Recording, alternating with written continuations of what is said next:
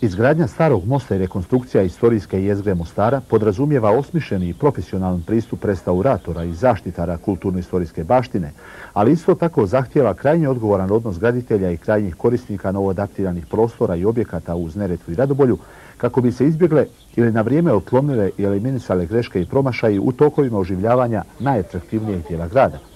Taj zahtjev dobija na aktuelnosti upravo danas kada tokovi obnove i rekonstrukcije uzimaju zamah i kada kompletna izgradnja starog mosta i rekonstrukcija istorijske jezgre dolazi u fokus eksperata i supervizora UNESCO-a, čije će mišljenje biti presudno u opredjeljenju kada će se stari most konačno i definitivno naći u riznici svjetskih graditeljskih rariteta pod zaštitom UNESCO-a.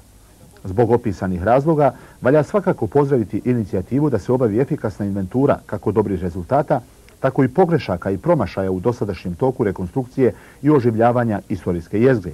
Cilj je da se graditeljske greške brzo i efikasno otklone, a u isto vrijeme definiše jasna strategija koja će u narednim fazama obnove eliminisati bilo kakve nepromišljene zahvate.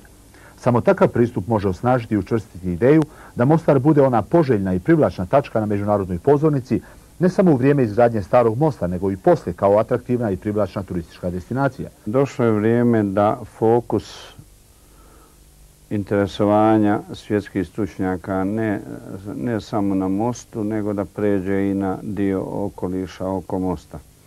Da bi mi preduhitrili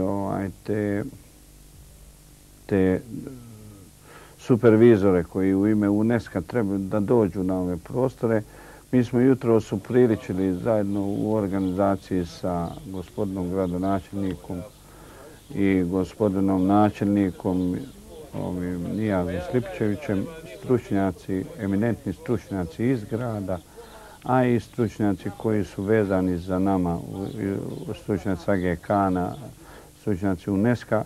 Upriličili smo jedan posjet starom gradu da vidimo šta je to na šta se fokusirati trebamo odmah u startu. Ideja gradonačelnika Mostara Safeta Oručevića, koji je jutros tokom obilaska starog grada iznio pred stručnjacima Zavoda za kulturno-istorijsko nasljeđe, gradskim planerima i jednim brojem graditelja i stručnjaka, uz učešće predstavnika fondacije AGK-a i UNESCO-a, upravo ide za tim da se analizira odnos Mostaraca spram tog bisera istorijske baštine, pri čemu se želi izrađivati odgovornost kako zaštitara i graditelja, tako i korisnika prostora za ukupan odnos prema starom mostu i starom dijelu grada. Bila je to svojevrsna javna rasprava, a prijedlozi ideje zasigurno će pomoći da se dođe do najboljih rješenja. To se prije svega odnosi na definisanje takvog pristupa gradnji starog mosta, koja će biti maksimalno pristupačna građanima i gostima ovoga grada. Pred stručnjacima je i odgovor šta uraditi sa terasama uz obale Neretve i kako eliminisati ili barem umiriti rogobatne graditeljske zahvate poput prije rata izgrađene terase Labirint. Građanima i posjetiocima treba maksimalno približiti obale rijeke. Insistira se na zabrani građenja betonom i upotrebe crijepa umjesto kamenih ploča, te korištenje projektima predviđenih materijala kako bi se izbjeglo ruglo i suzbila divlja gradnja. Traži se unifikacija drvenih otvora na objektima, prihvatljiv model nadstrešnica, tendi, fasada i reklama objekata i odnos prema higijeni u starom gradu, pri čemu i planeri, i graditelji i korisnici objekata moraju prvenstveno razmišljati kao zaštitari, a ne kao ugostitelji.